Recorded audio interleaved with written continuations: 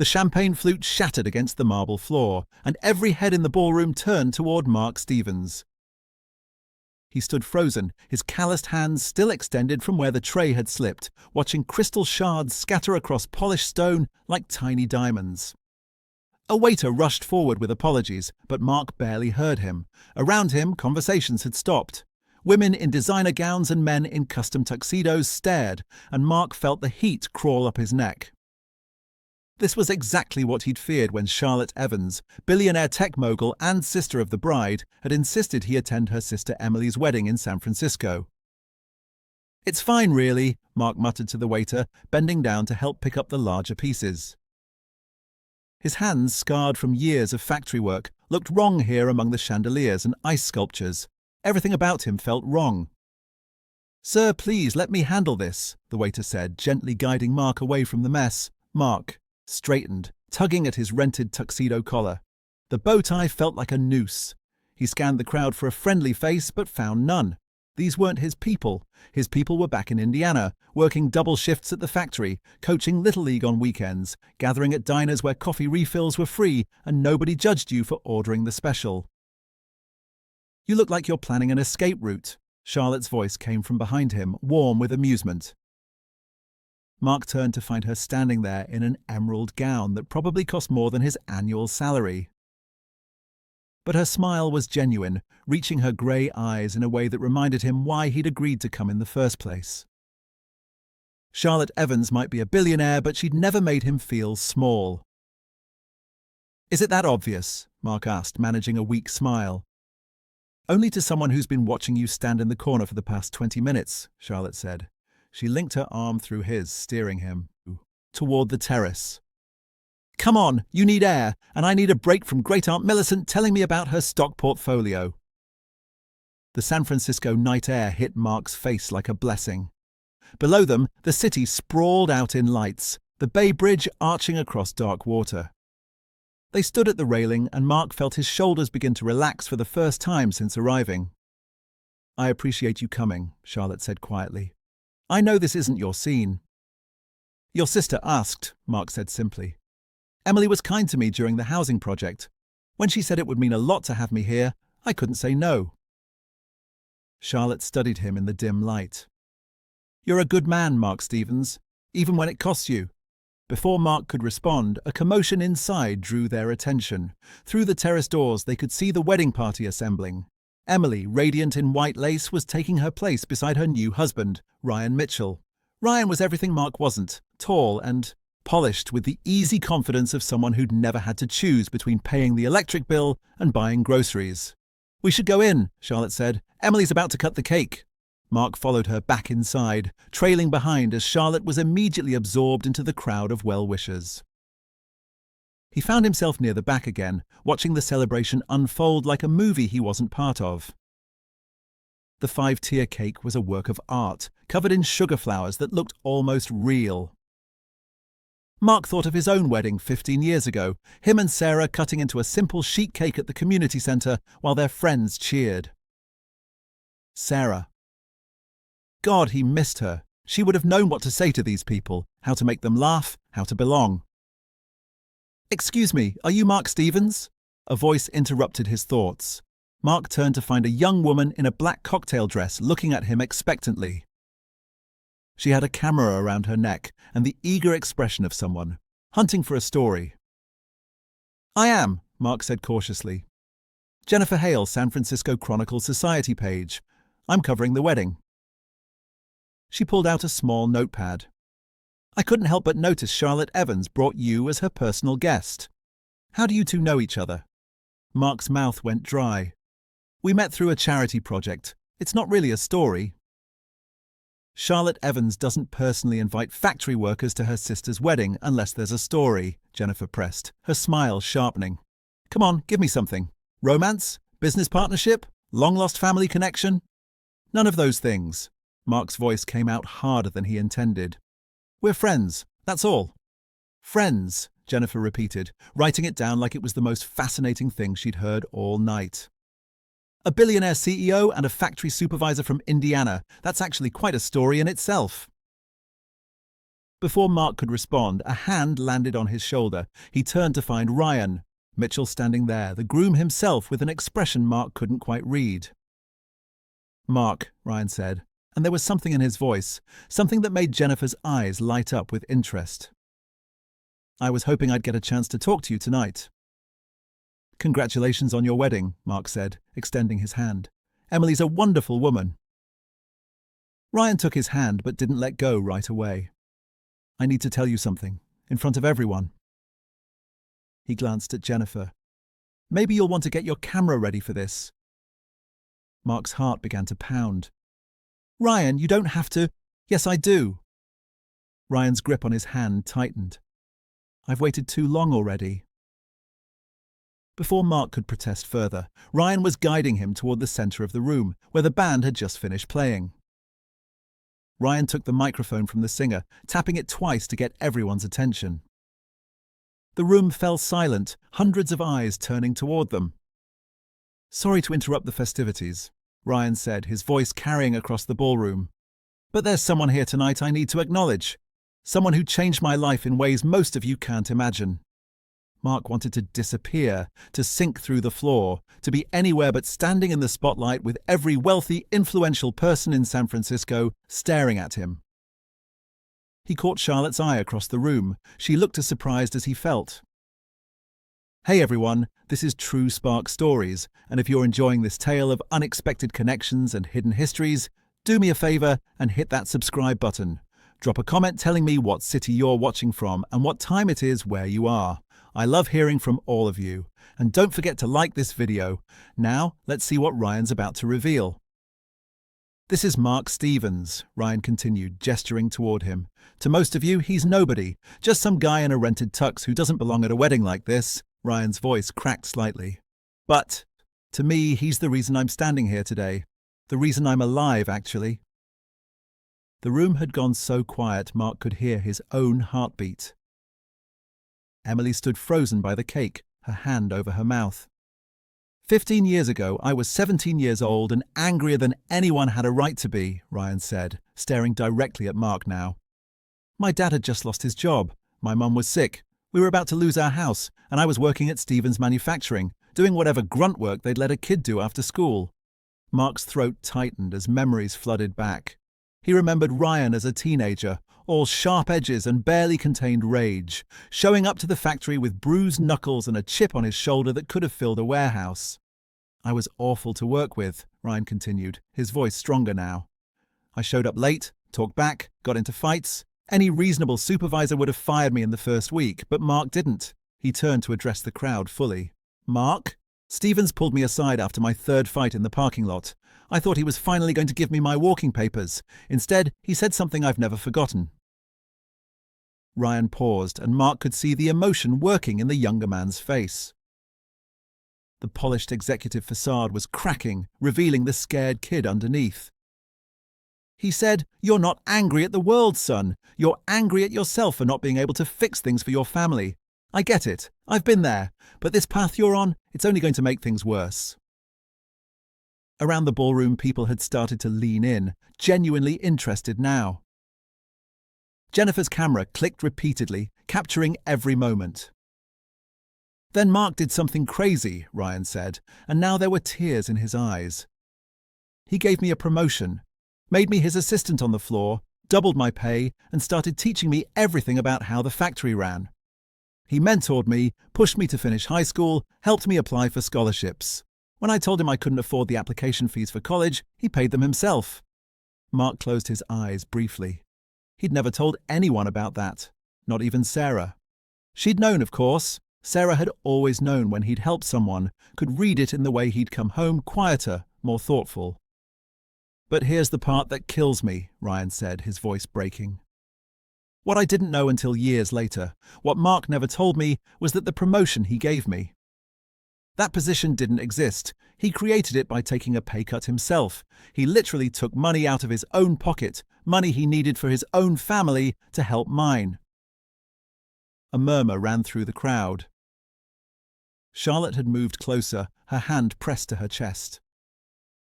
And when the factory had to do layoffs during the recession, Ryan continued, when they were cutting 20% of the workforce, Mark made sure my name wasn't on the list. He convinced management to keep me on by offering to take unpaid leave.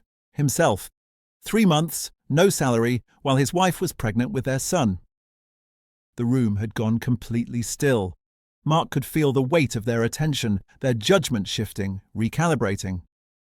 Because of Mark Stevens, I was able to finish college, Ryan said. Because of him, I got my MBA. Because of him, I'm standing here today as a partner at one of the most successful consulting firms in the country, married to the woman of my dreams.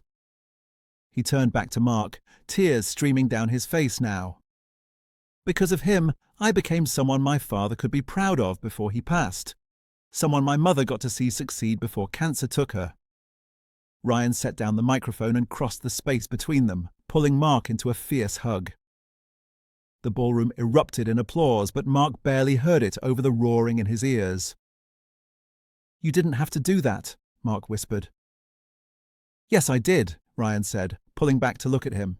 "You've been hiding in corners long enough, boss. It's time these people knew who you really are." As Ryan stepped back, Emily rushed forward, throwing her arms around Mark's neck. "Thank you," she sobbed. "Thank you for giving me the man I love." The rest of the reception became a blur. People Mark had never met kept approaching him, shaking his hand, wanting to hear more stories. Jennifer from the Chronicle had given up any pretense of objectivity and was openly crying while taking notes. The CEO of a major tech company offered Mark a business card, insisting they should talk about leadership consulting. A venture capitalist wanted to discuss funding a non-profit in Mark's name. Through it all, Mark kept looking for Charlotte. He finally found her on the terrace again, staring out at the city lights. "Hey," he said softly, joining her at the railing. She turned, and he was startled to see tears on her cheeks. Charlotte Evans, who'd built a billion-dollar company through sheer force of will, who'd stared down boardrooms full of men, trying to undermine her, was crying. "I thought I knew you," she said. "We've worked together on 3 housing projects. We've had dinner a dozen times. You've been to my office, I've visited your town, but I didn't know. I didn't know any of this." "It wasn't important," Mark said. "Not important?" Charlotte laughed, but it came out watery. "Mark, you changed that boy's entire life. You sacrificed your own financial security, your family's well-being, to give a stranger's kid a chance. How is that not important?" Mark shrugged, uncomfortable with the intensity in her gaze. "I did what anyone would do." "No," Charlotte said firmly. "You did what almost no one would do, what almost no one ever does." She wiped her eyes, smudging her makeup. "Do you know how I built my company, Mark? I climbed over people. I made the hard decisions, the profitable decisions. I've laid off thousands of workers to make the numbers work. I've crushed competitors, leveraged advantages, played every angle. That's what success looks like in my world." "You've also housed hundreds of homeless families," Mark reminded her. "You've funded scholarships, rebuilt community centres, created jobs in struggling towns." "With my excess," Charlotte said, "with the money left over after I made my billions, with what I could spare without it costing me anything that mattered." She turned to face him fully. "You gave from your necessity, Mark. When you had barely enough for yourself, you gave anyway. That's not charity. That's sacrifice. That's love." Mark didn't know what to say to that, so he said nothing. They stood in silence, the sounds of the celebration drifting out to them through the terrace doors. "I've been thinking about partnership lately," Charlotte said finally. "Business partnership, life partnership. My company is expanding into manufacturing consulting. We're helping factories modernize, become more efficient, but we're missing something crucial." "What's that?" "Heart," Charlotte said simply. "We've got all the technical expertise, all the business acumen, but we don't understand the human cost of our decisions. We don't see the Ryan Mitchells we might be destroying with our efficiency metrics and productivity targets." She pulled out her phone, scrolled through something, then turned the screen toward Mark. It showed an organizational chart for her company's new manufacturing division. "See that position at the top? VP of Human Capital and Culture?" Charlotte asked. "I've been trying to fill it for 6 months. Every candidate has impressive credentials and absolutely no soul. They talk about people like they're resources to be optimized rather than human beings with families and dreams and fears." Mark studied the screen, not sure where this was going. If you're still with us, I'd love to know your thoughts so far. Drop a comment below and tell me what you think Mark should do. And if you haven't subscribed to True Spark Stories yet, hit that button now. You won't want to miss how this unfolds. I want you to take the position, Charlotte said. Mark nearly dropped her phone. Charlotte, I don't have an MBA. I don't have any degree at all. I barely finished high school. You have something worth more than any degree, Charlotte countered. You understand what it means to be on the factory floor, to make decisions that affect real people's real lives. You know how to lead with compassion without sacrificing productivity. Ryan Mitchell is living proof. Ryan was one kid, Mark protested. What you're talking about is implementing policies across dozens of factories, affecting thousands of workers. Exactly, Charlotte said. Imagine if someone with your values, your understanding, was in a position to influence those policies. Imagine if every factory we consulted with had someone advocating for their workers the way you advocated for Ryan. Mark's head was spinning. The salary she'd listed on that organizational chart was more than he'd make in 5 years at the factory. It would mean moving to San Francisco, leaving Indiana, starting over in a world he didn't understand. I can't, he said. Charlotte, I have a son. Jake is 13, finally settled in school, has friends. I can't uproot him for a job I'm not qualified for. The job comes with relocation assistance, enrollment at any private school in the Bay Area, full benefits, stock options. Charlotte was in full CEO mode now, presenting her case. Jake would have opportunities here he'd never get in Indiana. You both would. It's not about opportunities, Mark said, frustration creeping into his voice. It's about home. It's about community. It's about Jake growing up knowing his neighbors, playing in the same parks his mother played in, being close to her grave. Charlotte's expression softened. I'm sorry. I didn't think about Sarah. I go there every Sunday, Mark said quietly. Me and Jake, we bring flowers, we talk to her, tell her about our week. How do I explain to my son that we're leaving his mother behind? You're not leaving her behind, Charlotte said gently. She's in here. She touched Mark's chest over his heart. And in Jake. No distance can change that. Why are you pushing this so hard? Mark asked. There have to be 100 other candidates who'd be better suited. Charlotte was quiet for a long moment, looking out at the city. When she spoke, her voice was barely above a whisper. Because I'm tired of being alone at the top, she said. I'm surrounded by brilliant people who'd sell their souls for a percentage point of market growth.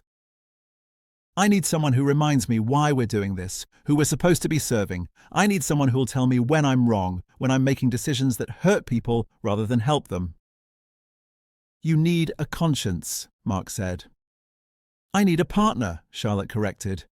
Someone who shares my values but isn't afraid to challenge my methods. Someone who's proven they'd rather sacrifice success than compromise their integrity. Before Mark could respond, Jake appeared in the terrace doorway. His 13-year-old son looked uncomfortable in his suit, his sandy hair already escaping the gel Mark had fought to apply that morning. Dad, can we go soon? Jake asked. This is kind of boring. Mark smiled. Yeah, buddy, soon. Jake noticed Charlotte and straightened up a bit. Oh, hi, Miss Evans. Hi, Jake, Charlotte said warmly. How's the science fair project coming? Good, Jake said, brightening. I'm building a water filtration system using recycled materials. Dad's been helping me with the engineering part. Your dad's good at that, Charlotte said, making something valuable out of what others might throw away. Jake looked between them, sensing the weight of whatever conversation he'd interrupted.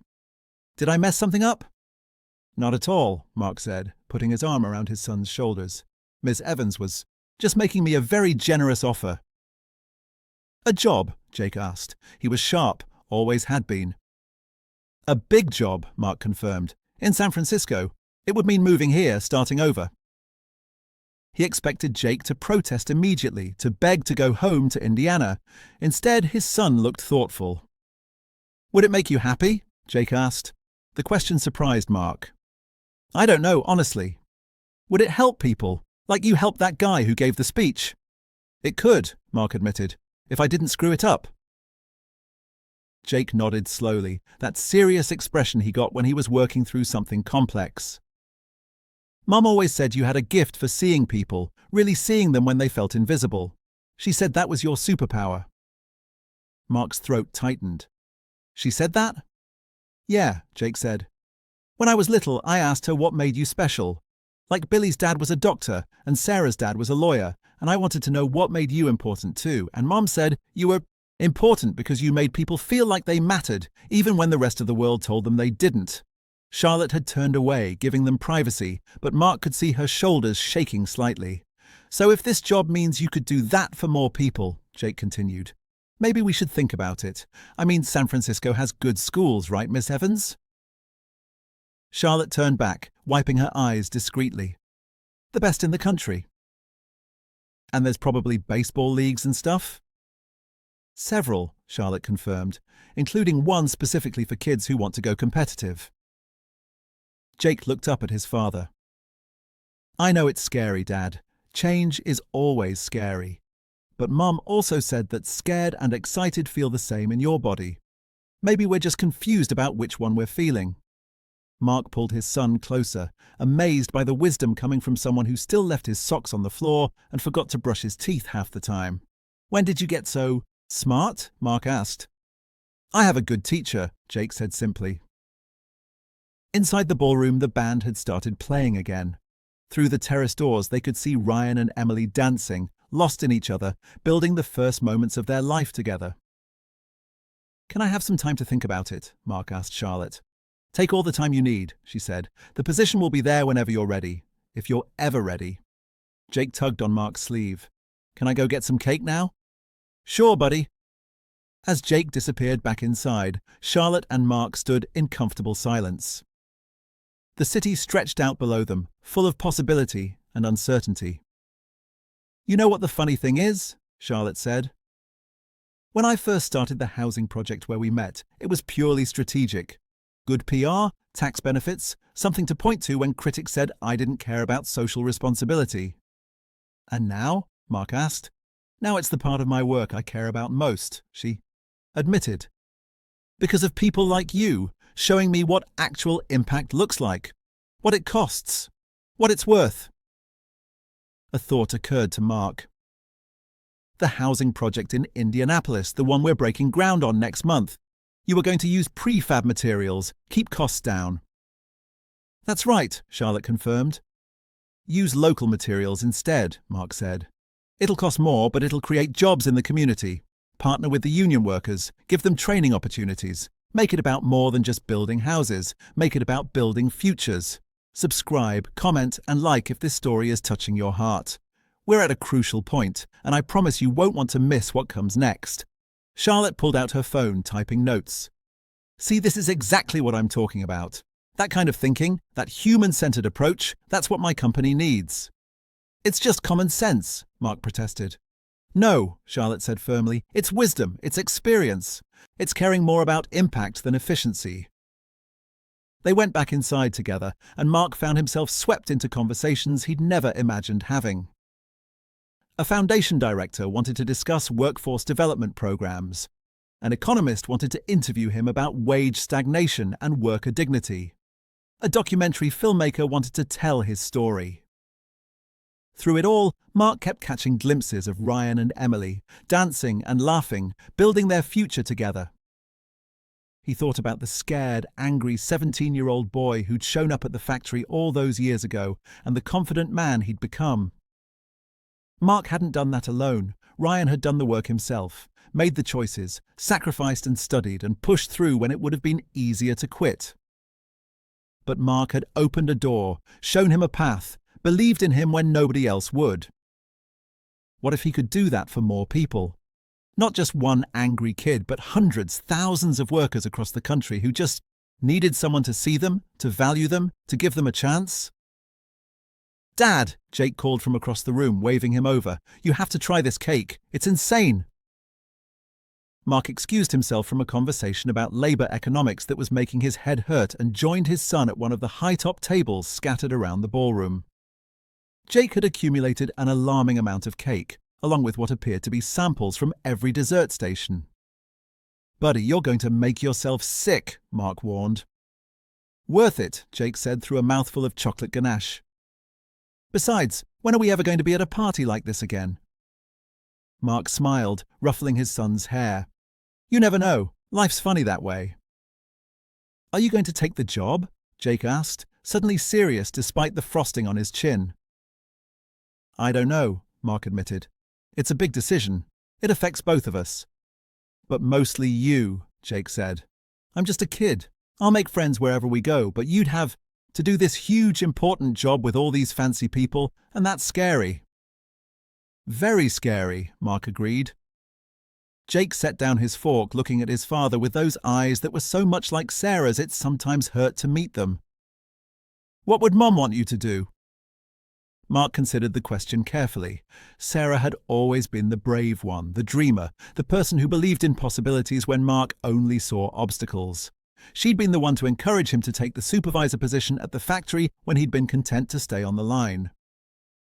She'd been the one to suggest they volunteer for the community garden project that had taught him he loved working with people, building things together. Your mum would tell me to stop making excuses, Mark said finally. She'd say that fear is just a sign that something matters enough to be scary, and she'd remind me that the worst thing you can do is play it safe when there's a chance to make a real difference. She was really smart, Jake said. The smartest person I ever knew, Mark agreed. Smarter than Ms. Evans? Mark laughed. Different kind of smart. Your mom had wisdom, the kind you can't get from books or business schools. She understood people, what they needed, what they were afraid of, what would help them grow. Like you do, Jake pointed out. I learned it from her, Mark said. Everything good about me, I learned from your mother. They sat in comfortable silence for a moment, Jake demolishing his cake while Mark watched the celebration continue around them. Ryan was now dancing with his mother-in-law, both of them laughing. Emily was surrounded by girlfriends, all of them talking at once. Charlotte was deep in conversation with an older gentleman Mark didn't recognize, but her eyes kept drifting toward the terrace, toward the spot where they'd talked. I think you should take it, Jake said suddenly. Mark looked at his son in surprise. Yeah? Yeah, Jake said firmly. I mean, Indiana's home and I love it, but it's not going anywhere. We can always visit. But this job, this chance to help people like you, help that Ryan guy, that might not come around again. You'd really be okay with moving? Mark asked. Leaving your friends, your school, everything familiar? Jake shrugged. I'm 13, Dad. Everything's changing anyway. Might as well change somewhere interesting. He grinned. Plus, I looked it up while you were talking to Ms. Evans. San Francisco has an aquarium and a science museum and beaches, and they get Giants games. You researched it? Mark asked, amazed. I'm not dumb, Jake said. I saw how Ms. Evans was looking at you, and how you were looking at her. I figured this might be coming. Mark felt heat crawl up his neck. Jake, it's not like that. Ms. Evans and I are just friends. Sure, Jake said, in the tone of someone who didn't believe a word of it. That's why she created a special job just for you, and why she keeps staring at you when, oh, she thinks nobody's watching. She's not, I mean, we're not, Mark stammered. Jake rolled his eyes with all the exasperation only a 13-year-old could muster. Dad, I'm not saying you have to marry her or whatever. I'm just saying maybe there's more than one reason to say yes to San Francisco. Maybe it's okay to want something for yourself, not just because it helps other people. Before Mark could formulate a response to that, Charlotte appeared at their table. Sorry to interrupt, she said, but I wanted to give you this before the evening ends. She handed Mark a folder. It's the full job description, benefits package, and some information about San Francisco neighborhoods that might work for you and Jake. No pressure, just so you have all the information. Thank you, Mark said, taking the folder. And this, Charlotte continued, handing Jake a smaller envelope, is information about the youth baseball league I mentioned. They have a team specifically for kids who are new to the area, helps them make friends through sports. Jake's eyes lit up. Really? That's awesome, thanks. Charlotte smiled at him, then turned back to Mark. Ryan and Emily are about to leave for their honeymoon. I think they'd like to say goodbye. They made their way through the crowd to where Ryan and Emily were preparing to make their exit. Emily had changed into a sleek travel outfit, and Ryan had ditched his tuxedo jacket for a more casual look. You're not leaving without saying goodbye, are you? Emily asked, pulling Mark into a hug. Wouldn't dream of it, Mark said.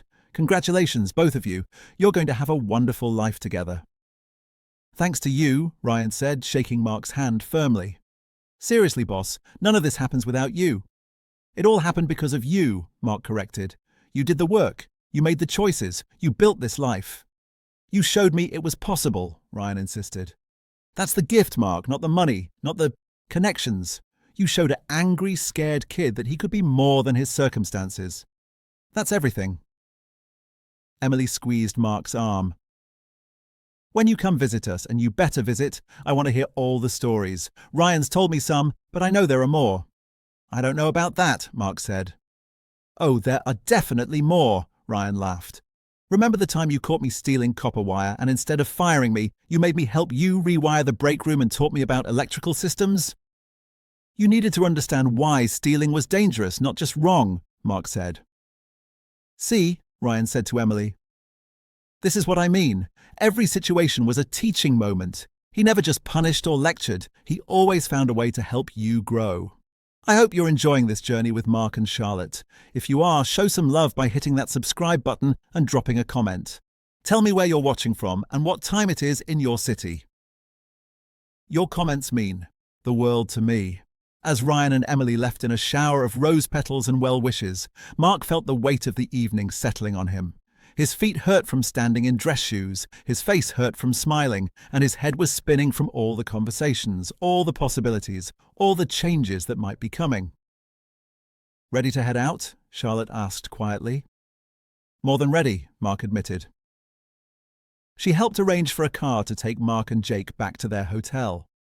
As they waited in the lobby, she pulled Mark aside one more time. I meant what I said earlier, Charlotte told him, about needing a partner, but I need you to understand something. Mark waited, watching emotions play across her face in a way he'd never seen before. Charlotte Evans was always composed, always in control. Right now, she looked vulnerable. When I built my company, I told myself that success meant being independent, Charlotte said. Not needing anyone, not relying on anyone. I've kept everyone at arm's length, professionally and personally, because I thought that's what strength looked like. Charlotte. Let me finish, she said softly. Tonight, watching Ryan talk about how you changed his life, seeing the way you are with Jake, understanding the sacrifices you've made for people who couldn't give you anything in return, I realized something. I've been measuring success all wrong. I don't think building a billion-dollar company counts as wrong, Mark said gently. Money is easy, Charlotte said. I know that sounds insane, but it's true. Once you understand the systems, the markets, the strategies, making money is just a matter of execution and timing. But what you do, Mark, building people up, seeing their potential, helping them become who they're meant to be, that's the hard thing. That's the thing that actually matters. You do that too, Mark pointed out. Look at the housing projects, the scholarships, the community programs. With my excess, Charlotte repeated what she'd said earlier. With what's left over after I've taken care of myself. You give from your necessity. That's the difference between charity and sacrifice. The car pulled up outside, its headlights cutting through the San Francisco night. I'm not offering you this job just because my company needs what you can bring, Charlotte continued in a rush, as if afraid she'd lose her nerve if she slowed down. I'm offering it because I need what you can bring. To my work, yes, but also to my life. You make me want to be better, Mark. You make me remember why any of this matters. Mark's heart was pounding. Charlotte, I'm just a guy from Indiana who tries to do right by people. You're building me up into something I'm not. No, she said firmly. You're diminishing yourself into something less than you are. You always have. But I see you, Mark Stevens. I see who you really are. What you're capable of, and I'm asking, not as a CEO looking for an employee, but as a woman who's tired of being alone at the top, will you at least consider taking this leap with me? Jake's voice called from the car. Dad, driver says we gotta go if we want to catch our flight tomorrow. Charlotte smiled sadly. Go. Think about it. Talk it over with Jake. Whatever you decide, I respect it. Mark wanted to say something profound, something worthy of the moment, but all that came out was, I'll call you. I'll be waiting, Charlotte said. The drive back to the hotel was quiet. Jake dozed against the window, exhausted from the excitement and sugar. Mark stared at his reflection in the glass, seeing a middle-aged factory supervisor in a rented tuxedo who'd somehow ended up at the center of a fairy tale. When they got to their room, Jake brushed his teeth and fell into bed without even changing out of his suit pants. Mark sat on the edge of his own bed, opening the folder Charlotte had given him. The salary made his eyes water. The benefits were comprehensive, generous, beyond anything he'd imagined, but it was the job description that really got him. Vice President of Human Capital and Culture, leading initiatives to ensure worker dignity, fair compensation, and growth opportunities across all manufacturing partnerships, developing training programs, mentorship systems, and career pathways. Advocating for the human element in all business decisions. It was everything he believed in, everything he'd been doing on a small scale at the factory, but amplified to reach thousands of workers across the country. He could make real change, real impact, help reshape how companies thought about the people who made their products. But it meant leaving everything familiar. The house where Sarah had planted roses in the front yard. The factory where he'd worked for 20 years, where everyone knew his name. The diner where he and Jake had breakfast every Saturday. The cemetery where Sarah rested under an oak tree, where sunlight filtered through the leaves and made patterns on her headstone. Mark pulled out his phone and scrolled to his photos. There was one of Sarah from their last anniversary before she got sick. She was laughing at something he'd said, her head thrown back, eyes bright with joy. He could almost hear her voice. "What would you tell me to do?" he whispered to the photo. The answer came not from the picture, but from his memory. Sarah's voice, clear as day, from a conversation they'd had years ago when he'd been offered a foreman position with more responsibility, but also more stress. "Mark Stevens, you're the most capable person I know and also the most scared of your own capability. You hide behind humility, call it being realistic, but really you're just afraid of failing at something that matters. Stop making yourself small to make the world feel safe. Take up space. Make waves. Be who you actually are instead of who you think you're supposed to be." He'd taken that foreman job. It had been hard, exhausting, sometimes overwhelming, but it had also been where he'd met Ryan, where he'd learned he could lead not just with competence, but with compassion. Mark set down the phone and picked up the folder again. Tucked in the back was a handwritten note on Charlotte's personal stationery. "Mark, whatever you decide, thank you for tonight. Thank you for showing me what real leadership looks like. Thank you for reminding me that business is ultimately about people, not profits. And thank you for your friendship, which I value more than you know. Charlotte." There was a PS at the bottom. "Jake is a remarkable young man. Sarah would be so proud of who he's becoming. You both deserve a chance to build something new while honoring what you've lost. San Francisco would be lucky to have you." Mark read the note 3 times, hearing Charlotte's voice in every word. Then he looked over at his sleeping son, at this brave, smart, compassionate kid who'd lost his mother at 8 years old and somehow managed to stay open-hearted and hopeful. Jake was right. They could always visit Indiana. The graves didn't hold Sarah's spirit. Mark and Jake carried that with them wherever they went. And maybe it was time to stop hiding behind familiarity and fear. Maybe it was time to be brave. The next morning, Mark called Charlotte before they headed to the airport. "I need to ask you something," he said when she picked up. "Anything," Charlotte replied, and he could hear the hope in her voice. "This job, this partnership you're talking about, I need to know it's real, not just some feel-good initiative that gets abandoned when the numbers don't work out. I need to know you're serious about putting people first, even when it costs something."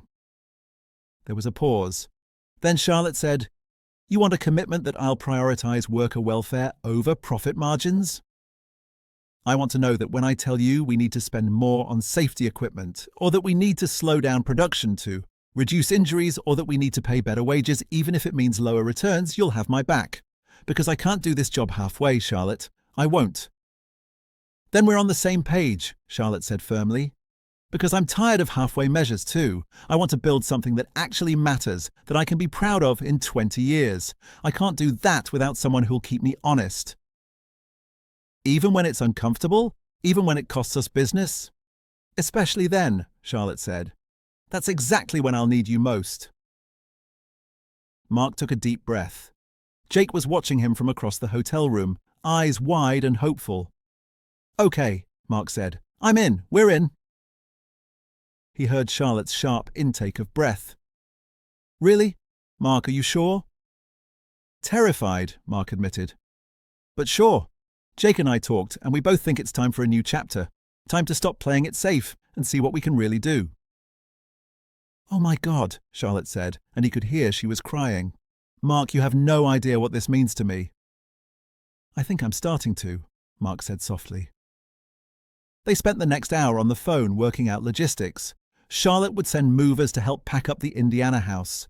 She'd arranged temporary housing in San Francisco until Mark and Jake found a place they liked. She'd have her assistant compile information on schools, baseball leagues, everything Jake might need to make the transition easier. "What about the factory?" Mark asked. "I need to give proper notice, help them find a replacement, make sure the transition is smooth." "Of course," Charlotte said. "Take whatever time you need. The position will be waiting when you're ready." "And Charlotte, one more thing." "What's that?" "This partnership, I need it to be a real partnership. Not you as the boss and me as the employee.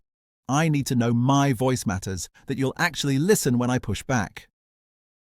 "I'm counting on it," Charlotte said. "That's the whole point, Mark. I need someone who isn't afraid to tell me when I'm wrong. Someone who cares more about doing right than about keeping me happy." When Mark finally hung up, Jake was grinning so wide his face looked like it might split. "We're really doing this?" Jake asked. "We're really doing this," Mark confirmed. Jake whooped and jumped on the bed, all 13-year-old energy and excitement. "This is so cool. Wait until I tell Tyler and Marcus. They're going to freak out." Mark laughed, watching his son bounce around the room. Then he sobered slightly. "Jake, I need you to understand something. This is going to be hard. Moving is always hard, and I'll be working long hours at first, learning this new job. There will be times when you're lonely or when you miss Indiana or when you wish we'd stayed." Jake stopped bouncing and came to sit next to his father. "I know, Dad. But hard doesn't mean wrong. You taught me that." "When did I teach you that?" "When Mum was sick," Jake said quietly.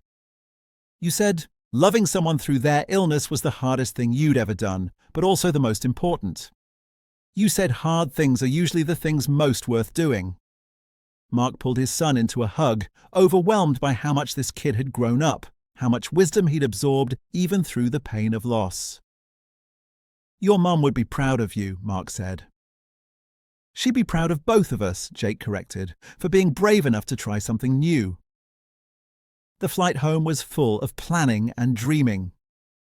Jake made lists of things he wanted to see in San Francisco, questions he wanted to research about his new city. Mark reviewed the folder Charlotte had given him, starting to formulate ideas about how to approach the job, what initiatives to prioritize first. Before we wrap up this incredible journey, I want to hear from you one more time.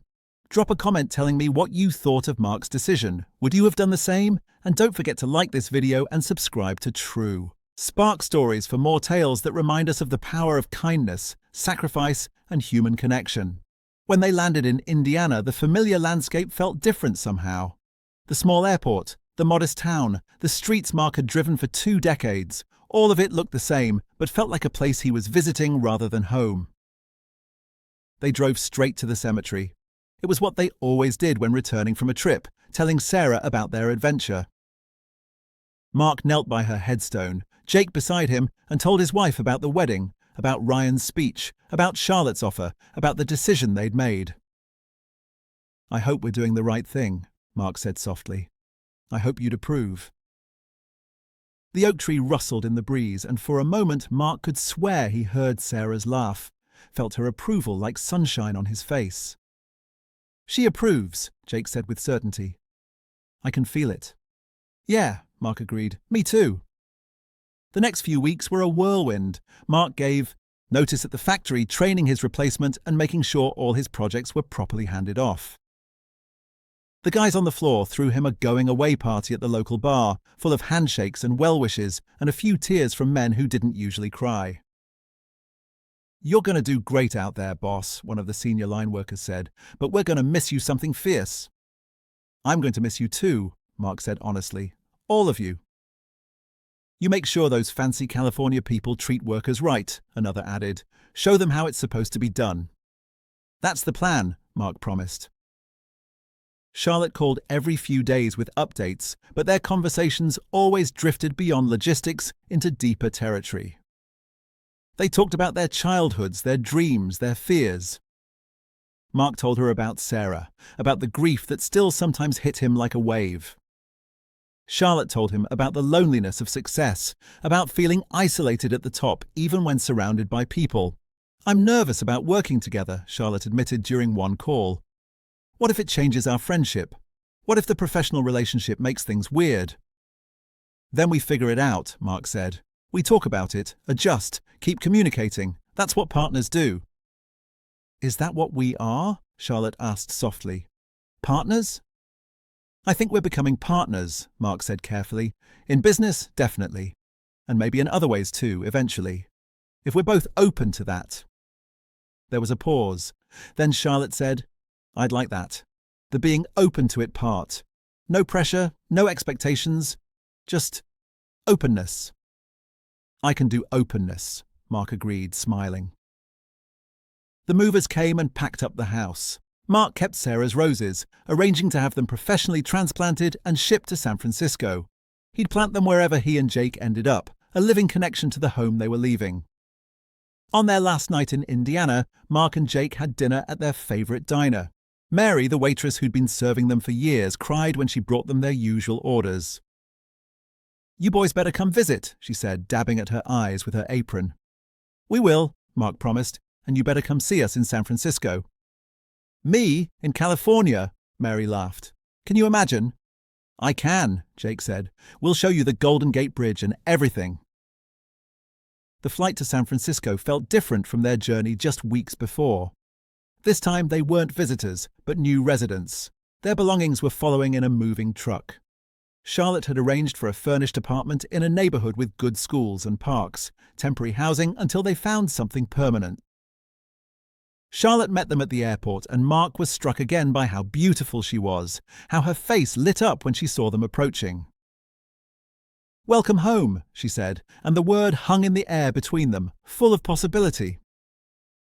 It's going to take some getting used to, Mark admitted, calling San Francisco home. You've got time, Charlotte assured him, and I'm here to help however I can.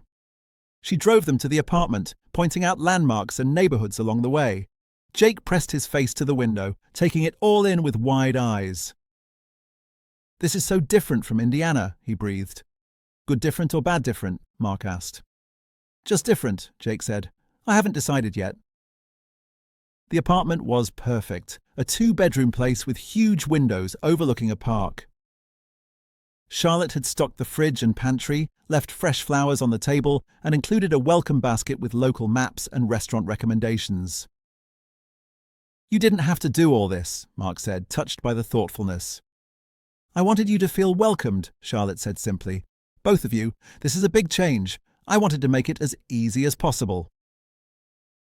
After Charlotte left to give them time to settle in, Mark and Jake stood at the window watching the sun, set over their new city. Are you scared? Jake asked. Terrified, Mark admitted. You? Same, Jake said, but also excited. Is that weird? Not even a little bit, Mark said, remembering what Jake had told him at the wedding about scared and excited feeling the same. That night, as Jake slept in his new room and Mark sat alone with his thoughts, he pulled out his phone and looked at Sarah's picture again. We did it, he whispered. We took the leap. I hope you're proud of us. The picture didn't answer, but Mark felt a peace settle over him anyway. Sarah would have loved this adventure. She would have embraced the uncertainty, the challenge, the opportunity to make a difference on a larger scale. Mark started work the following Monday. Charlotte gave him a tour of the office, introduced him to the team, and showed him his new office with a view of the bay. On his desk was a framed photo of him and Jake, along with a note, for the days when you need to remember what matters most. C. The work was challenging in ways Mark hadn't anticipated. He was surrounded by people with advanced degrees and years of consulting experience.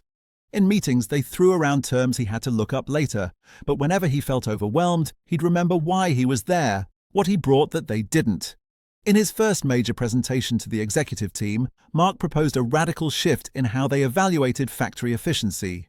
Instead of focusing purely on output metrics, he suggested measuring worker satisfaction, injury rates, retention, and career advancement. These numbers might seem soft, Mark said, but they're actually the best predictors of long-term success. Happy, healthy workers are more productive, more innovative, and more loyal. Treat people right, and the profits follow. There was pushback, questions about the financial implications, concerns about slowing down projects. But Charlotte backed him up, adding her voice to his, making it clear this was the direction the company was taking. After the meeting, she caught up with him in the hallway.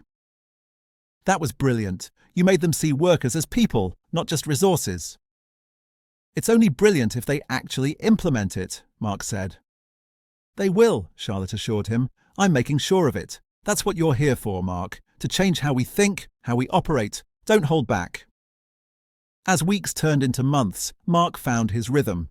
He visited factories across the country, talking to workers on the floor, listening to their concerns, implementing programs that actually addressed their needs. He created mentorship systems modeled on what he'd done with Ryan, matching experienced workers with younger ones, building paths for advancement. The results were undeniable. Worker satisfaction increased, turnover decreased, productivity improved without anyone being pushed harder. Mark's approach was working. Jake thrived too. He made the baseball team, found a group of friends who appreciated his quirky sense of humor, and started volunteering at the aquarium on weekends. He was growing up in ways that amazed Mark, becoming confident and independent while staying kind and thoughtful. And Charlotte was becoming something Mark hadn't quite expected. They worked together, yes, but they also had dinner together, went to Jake's games together, explored the city together. She met them at the cemetery when Mark flew back to Indiana on the anniversary of Sarah's death, standing quietly beside them as Mark and Jake told Sarah about their new life. One evening, about 6 months after the move, Charlotte invited Mark and Jake to her house for dinner. It was the first time they'd been to her personal space, a beautiful modern home in Pacific Heights with floor-to-ceiling windows and minimalist design. After dinner, while Jake was absorbed in a video game Charlotte had bought specifically for his visit, she and Mark stood on her terrace watching the city lights. "I need to tell you something," Charlotte said, nervous in a way Mark rarely saw. "Okay," Mark said carefully. "When I offered you this job, I told myself it was purely professional, that I needed your expertise, your perspective, your values." She turned to face him. "That wasn't the whole truth." Mark's heart started pounding. "No?" "No," Charlotte said softly. "I wanted you here because I'd fallen in love with who you are, not just as a colleague, but as a person, the way you care about people, the way you father Jake, the way you honor Sarah's memory while still moving forward. I wanted you in my life, Mark, in every sense." "Charlotte, I know it's complicated," she continued quickly. "I know you loved Sarah, that you still love her. I'm not asking you to replace her or forget her. I'm just asking if maybe there's room in your life for something new, someone new." Mark thought about Sarah, about the love they'd shared, about the life they'd built. Then he thought about Charlotte, about the partnership they were creating, about the way she made him want to be braver, bolder, better. "Sarah told me once that love isn't finite," Mark said slowly. "That the heart doesn't have a capacity limit, it just expands to hold what we need it to hold. She said that loving her didn't mean I couldn't love others, that honoring her didn't mean staying alone." "She sounds like she was wise," Charlotte said. "She was," Mark agreed, "and she'd like you, I think. She'd appreciate how you challenge me, push me, believe in me, even when I doubt myself." "Is that a yes?" Charlotte asked hopefully. "It's a let's see where this goes," Mark said with a smile. "Let's take it slow, be honest with each other, include Jake in the process. Let's build something real, not rushed." Charlotte's answering smile was radiant. "I can do slow, I can do honest, and I already adore Jake." "Speaking of whom," Mark said, glancing back toward the house, "we should probably tell him we're dating before he figures it out and gives us another lecture about being obvious." Charlotte laughed, and the sound filled Mark with warmth. "He already knows, doesn't he?" "Oh, absolutely," Mark confirmed. "He's been asking when I'm going to stop being scared and ask you out for months now." They went back inside to find Jake grinning at them knowingly. "Finally," he said, "I was starting to think I'd have to set you two up myself." A year later, Mark stood in another ballroom at another wedding. But this time, he was the groom and Charlotte was the bride. They'd kept it small, intimate, just close friends and family. Ryan Mitchell was Mark's best man, and Jake stood beside them both, having insisted on being part of the ceremony rather than just watching. "We're a team," Jake had said. "All three of us. That's how this works." As Mark looked at Charlotte in her simple white dress, at Jake in his suit, at the faces of the people who'd supported them, through this journey he felt Sarah's presence like a blessing. This wasn't betraying her memory. This was honoring everything she'd taught him about love, about bravery, about saying yes to life even when it scared you. "I do," he said when the moment came, and meant it with his whole heart. "I do," Charlotte echoed, tears streaming down her face.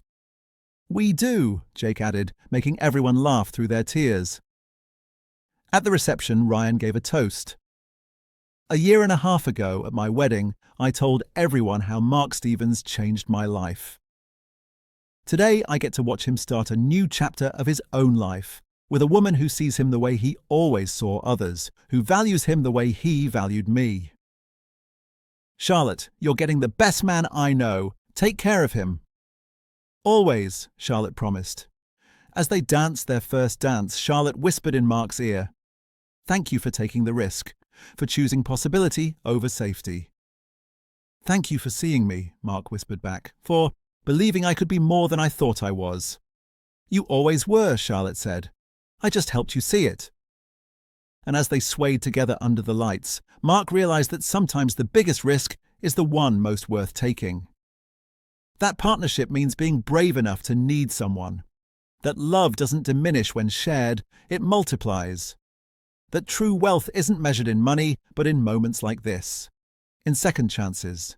In new beginnings built on old foundations. In the courage to let yourself be happy again. The factory supervisor from Indiana was gone, replaced by a man who'd learned to take up space, to use his voice, to believe in his own worth. But the values remained, the commitment to seeing people, to building them up, to sacrificing comfort for purpose. Some things change, some things stay the same, and the best life is built in the balance between the two. Thank you so much for watching this story on True Spark Stories. If it touched your heart, moved you, or made you think differently about kindness and second chances, please hit that like button and subscribe to the channel. Drop a comment below telling me where you're watching from, what time it is in your city, and what this story meant to you. I love hearing from all of you, and your comments inspire me to keep bringing you these meaningful tales. Until next time, remember that sometimes the bravest thing you can do is say yes to the life you're afraid to want. Keep sparking kindness wherever you go.